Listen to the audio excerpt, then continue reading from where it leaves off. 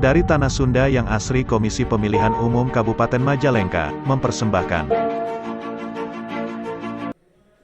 Assalamualaikum warahmatullahi wabarakatuh. Waalaikumsalam warahmatullahi wabarakatuh. Halo Sobat Cekas, bertemu lagi dengan saya Iin dalam podcastnya KPU Kabupaten Majalengka.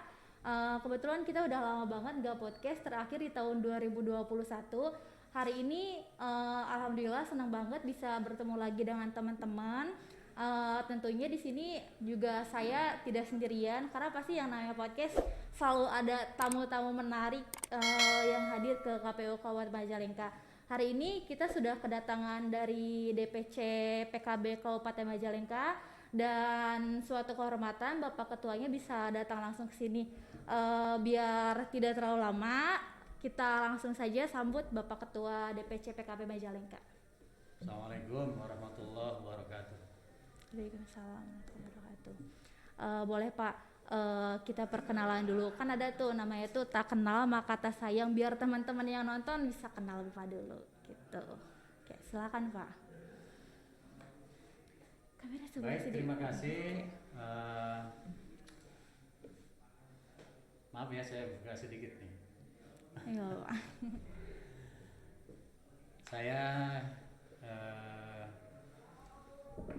Ketua DPC PKB Kabupaten Majalengka yang baru menggantikan pejabat yang lama. Kebetulan beliau terlebih dahulu dipanggil oleh Allah Subhanahu wa taala. Kurang lebih 2 bulan saya bergabung di PKB Majalengka. Mungkin memang sebaiknya saya perkenalkan karena saya termasuk orang yang baru untuk di lingkungan PKB di Majalengka ya. Nama saya, maaf ini bukan berlebihan. Ini fakta, nama saya Komisaris Besar Polisi Purnawirawan Dr. Haji Juwana Zulfan MM, itu nama lengkapnya. Saya dilahirkan di Kampung Cikamangi, Desa Leweng Hapit, Kabupaten Majalengka. Jadi saya orang asli Majalengka. Setelah pensiun memang kan ada kriteria persyaratan, kalau masih aktif memang nggak boleh, kecuali kalau kita keluar dari polisi baru boleh masuk partai politik. Berarti kalau pensiunnya udah lumayan lama ya Pak? Apa baru dari polisi?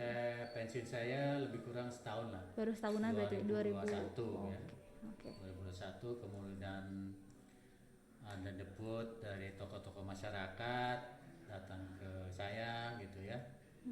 Terus ngobrol-ngobrol, katanya bagaimana bisa nggak berkhidmat di PKB di Majalengka. Saya sampaikan kalau itu merupakan satu perjuangan dan mudah-mudahan ini ada manfaatnya untuk masyarakat Majalengka khususnya dan bangsa Indonesia pada umumnya. Ya saya bilang insya Allah saya siap bergabung dengan PKB gitu. Oke, baik Pak. Karena sekarang juga ketuanya baru ya di PKB. Kira-kira untuk di PKB sendiri di Majalengka khususnya, apa saja persiapan yang sudah dipersiapkan di PKB untuk menyongsong pemilu 2024 nanti? Karena seperti yang sudah kita ketahui bahwasannya di pemilu nanti tuh benar-benar kompleks, secara serentak juga. Nah, kira-kira sekarang di PKB persiapannya sudah mulai dari mana saja dan sudah sampai tahap mana, Pak? Baik, jadi di partai kami ini sudah punya target untuk bulan Maret ini ya, sampai bulan Maret itu kita sudah melakukan updating data-data anggota termasuk penguatan kepengurusan. Artinya kita melakukan penguatan struktur ya, dari kan kita DPC, kemudian ada DPAC di tingkat cabang, kecamatan, kemudian DPRT di tingkat desanya, sampai kita berbasis kepada tingkat RW dan RT. Ini kita sudah benahi dan bahkan kita lagi melengkapi untuk kepentingan partai politik supaya kita bisa ikut kontestan pada 2024 itu. Artinya kita benahi data-datanya juga, termasuk struktur kepengurusan dan data-data keanggotaan. Jadi Jadi kita update untuk kartu-kartu anggota itu kita persyaratkan seluruh anggota PKB itu bukan hanya pengurus ya, jadi termasuk partisipan dan itu harus menggunakan logo atau baju berlogo PKB. Berarti Baru udah kita siap ya, bikin Pak? Kartu anggota. Ya insya Allah PKB siap untuk mengikuti kontestan pemilu 2024. Karena sebentar lagi juga akan ada tahapan juga di KPU. Untuk itu sendiri Pak, terkait pengkaderan. Nah di PKB sendiri sekarang kira-kira sudah ada pendidikan politiknya belum? Karena seperti yang kita ketahui juga bahwasanya partai politik juga memiliki kewajiban untuk memberikan pendidikan politik kepada kader-kadernya. Nah kira-kira di PKB sendiri pendidikan politik seperti apa yang sudah diterapkan? Gitu, Pak. Yang jelas untuk kaderisasi itu antara lain ya melalui pembinaan teknis atau pengkaderan baik secara struktural maupun fungsional gitu. Itu sudah diagendakan pengkaderan itu, artinya termasuk kita misalnya sekarang merekrut anggota PKB itu yang kelompok milenial. Ini karena untuk ada berkesinambungan regenerasi di partai politik juga kita merekrut, termasuk nanti juga mungkin kita akan melaksanakan juga kayak pencalekan gitu, itu nanti kita selektif dan ya dari aspek itu kita secara struktural ada, tapi juga di fungsional kita lakukan pembinaan kader itu. Oke baik Pak. Berarti untuk nanti sekarang nih sebentar lagi ya Pak tahapan gitu verifikasi parpol partai politik sendiri, PKB berarti udah siap ya Pak? Karena kalau di KPU sendiri minimal 1.000 keanggotaan, 1.000 orang berarti udah siap untuk menghadapi itu ya Pak? Insyaallah. Oke. Kita target Udah lebih minimal mungkin. lebih dari situ. Insyaallah. Oke, baik Pak. Oke Pak, sedikit pengen tahu juga terkait tadi di awal bahwa saya kan background Bapak ini sebagai dari polisi ya Pak. Kalau dulu kan di polisi kesebutnya tuh sama gitu, backgroundnya kayak homogen, semuanya polisi. Nah kalau sekarang kan masuk di partai politik, beda, heterogen, beda-beda. Satu partai politik tapi profesinya beda, mungkin ada yang wirausaha tapi wirausahanya juga beda-beda.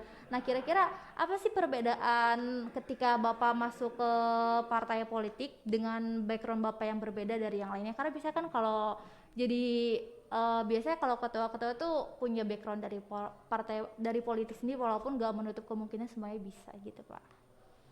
Ya yang jelas perbedaannya kalau kita waktu tugas di kepolisian itu kan birokrasi ya, artinya organisasi birokrasi pemerintahan, dan memang nggak bisa campur untuk mengurusi praktek-praktek politik praktis kan gitu, nggak boleh.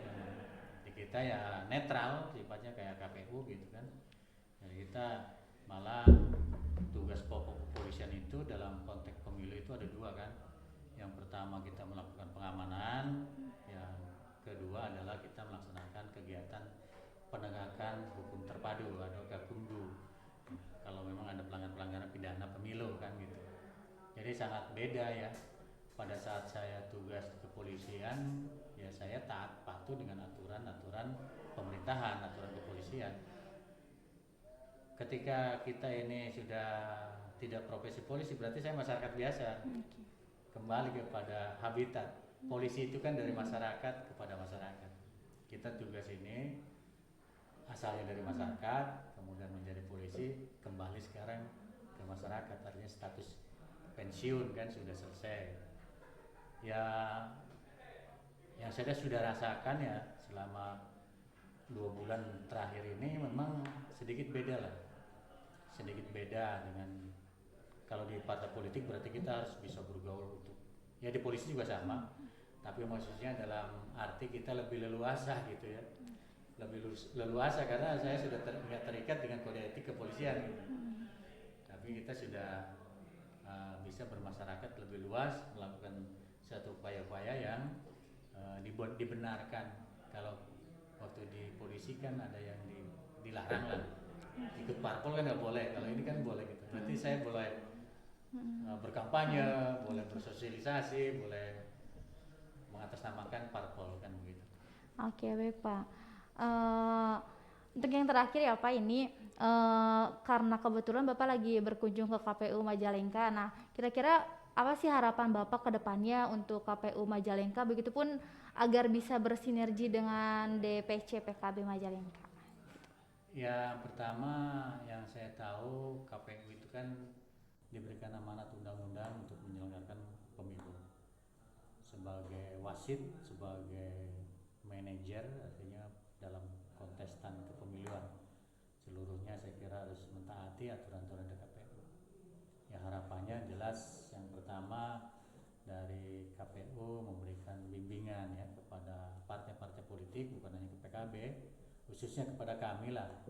Jadi misalnya ada lakukan verifikasi atau mungkin ada hal-hal yang perlu kami lengkapi gitu ya, supaya diberikan informasi lebih awal, dikasih petunjuk arahan teknisnya bagaimana, termasuk updating data, mungkin di aplikasi sekarang sudah berubah gitu ya, supaya ada connect antara aplikasi di kami dengan di KPU.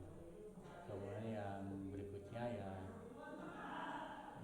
pasti sangat berharap oleh masyarakat semuanya KPU supaya bisa berada di garis tengah-tengah yang netral, kemudian bisa mengayomi semua pihak begitu.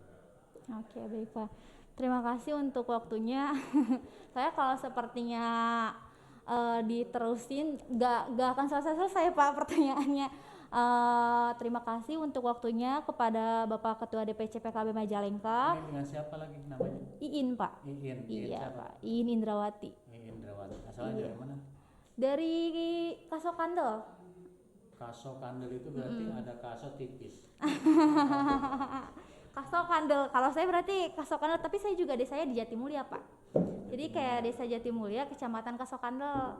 Cuma kalau saya nyebutin desa asal saya, biasa orang-orang ngeblank duluan, kayak Jadi bingung dulu. Kasokandel ya langsung. Jadi langsung ya Kasokandel aja biar enggak. Di mana Tapi nggak ada Jatimulya? tetangga kaso tipis nggak ada ya? Belum ada, mungkin nanti ada Pak. Oke. Baik, terima kasih. Iya Pak, sama-sama. Semoga KPU Majalengka dengan partai politik, begitupun dengan khususnya di PKB juga dengan partai politik PKB Majalengka, kita dapat bersinergi untuk menyukseskan pemilu serentak tahun 2024 nanti. Terima kasih, kurang lebihnya mohon maaf. Billahi taufiq wal hidayah. Wassalamualaikum warahmatullahi wabarakatuh. Wallahu muwaffiq ila aqwamit thoriq. Wassalamualaikum warahmatullahi wabarakatuh.